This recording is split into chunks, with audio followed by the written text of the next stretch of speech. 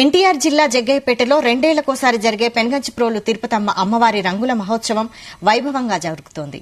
ఆలయంలో కొలువుదీరిన తిరుపతయ్య, గోపమ్మ స్వాములు సహా ఇతర పలు గ్రామ దేవతల దేవతామూర్తుల ఉత్సవ విగ్రహాలను రెండేళ్లకోసారి జగ్గయ్యపేట తరలించి రంగులు వేసిన తర్వాత తిరిగి పెనుగంచిప్రోలుకు తీసుకురావడం సాంప్రదాయం. ఆలయంలో తిరుపతమ్మ పరివార దేవతలకు ప్రత్యేక పూజలు నిర్వహించారు. అనంతరం గర్భాలయాల్లో ఉన్న విగ్రహాలను ముఖమండపం వద్దకు తీసుకువచ్చి గ్రామ దేవతలకు సాంప్రదాయం ప్రకారం పూజలు చేశారు. విగ్రహాలను తలపై పెట్టుకుని ఊరేగింపుగా గ్రామంలోని రంగుల మండపానికి బయలుదేరారు. ఈ సందర్భంగా మేళతాళాలు, మంగళ వాయిద్యాలు, కోలాట నృత్యాలు, పలు రకాల సాంస్కృతిక వేషధారణలతో భారీ జాతర నిర్వహించారు. ప్రధాన వీధిలో ఊరేగింపుగా వస్తున్న అమ్మవారి పరివార దేవతలకు గ్రామస్తులు ఎదురేగి స్వాగతం పలుకుతూ టెంకాయలు కొట్టి పూజలు చేశారు.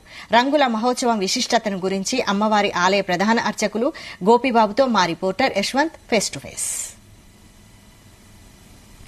క్షేత్రమైన శ్రీ తిరుపతమ్మ గోపాలస్వామి అమ్మవారి బ్రహ్మ మహోత్సవంలో అయితే ఘనంగా ప్రారంభమయ్యాయి. ఈ రోజు జగ్గయ్యపేట నుంచి పెనుగంచిప్రోలుకి రంగుల మహోత్సవం అయితే ప్రారంభమైంది. ఈ రంగుల మహోత్సవం విశిష్టత ఏంటి, దాని గురించి మనం కనుక్కునేందుకు మనతో ఆలయ అర్చకులు, ప్రధాన అర్చకులు గోపిబాబు గారు ఉన్నారు. ఆయన మన పూర్తి వివరాలు తెలుసుకుందాం. చెప్పండి. మన తిరుపతమ్మవారి దేవస్థానం నందు ప్రతి 2 సంవత్సరాలకు ఒకసారి ఈ రంగుల మహోత్సవం జరపడం జరుగుతుందండి. ఈ యొక్క రంగుల మహోత్సవం పూర్వకాలం నుండి 2 సంవత్సరాలకు ఒకసారి జరపడం జరుగుతుందండి. ఈ యొక్క తిరుపతమ్మ గోపయ్య స్వామి వారి ప్రధాన మూర్తులతో పాటు సహదేవతలను కూడా ఈ రంగుల మహోత్సవానికి తీసుకెళ్లడం జరుగుతుంది. ఈ యొక్క రంగుల మహోత్సవం ఈ రోజు అనగా 18వ తారీఖు ఆదివారం ఉదయం 5:16 పల్లకీ ప్రవేశం చేయడానికి తగిన అధికారులు ఏర్పాట్లు చేయడం జరిగిందండి. మన అర్చకులు కూడా ఈ యొక్క కార్యక్రమంలో భాగంగా అన్ని ఏర్పాట్లు చేసుకున్నారండి.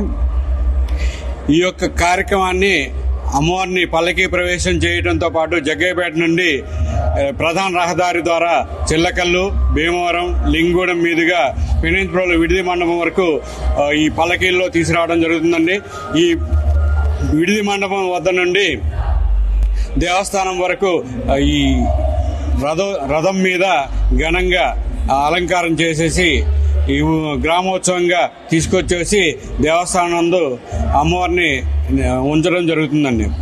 ఈ యొక్క కార్యక్రమం 2 రోజులు లేదా ఒక మూడో రోజు అదనంగా కార్యక్రమం జరిగే అవకాశం ఉందండి. 23వ తారీఖు అమ్మవారి కళ్యాణానికి ముందుగానే ఈ యొక్క కార్యక్రమం జరుగుతుందండి. ఈ అమ్మవారి 3 రోజుల మహోత్సవం అనంతరం ప్రత్యేకంగా జరిగే మహోత్సవాల భాగాలు ఏమి ఉన్నాయో అవి ఏంటి అండి?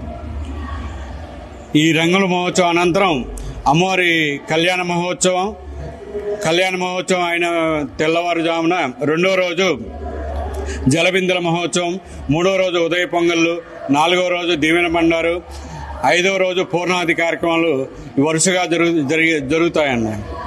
ఓకే అండి, అది ఆలయ ప్రధాన అర్చకులు గోపిబాబు గారు చెప్తున్నది ఏంటంటే గత 3 రోజులు కూడా జగ్గయ్యపేట నుంచి పెనుగంచిప్రోలుకి అమ్మవారిని తీసుకొచ్చే పల్లకి సేవతో పాటు గ్రామోత్సవాలు కూడా చేసుకొస్తున్నారు చెప్తున్నారు. అదే అనంతరం 23వ తేదీన సాయంత్రం 9:23 కూడా కళ్యాణ మహోత్సవం అయితే ఉంటుందని చెప్పారు. అదే రోజు ఉదయం కూడా అమ్మవారి మాలాధారణ కార్యక్రమం కూడా ఉంటుందని అయితే ఆలయ అర్చకులు గోపిబాబు గారు చెప్తున్న పరిస్థితి ఏర్పడుతుంది.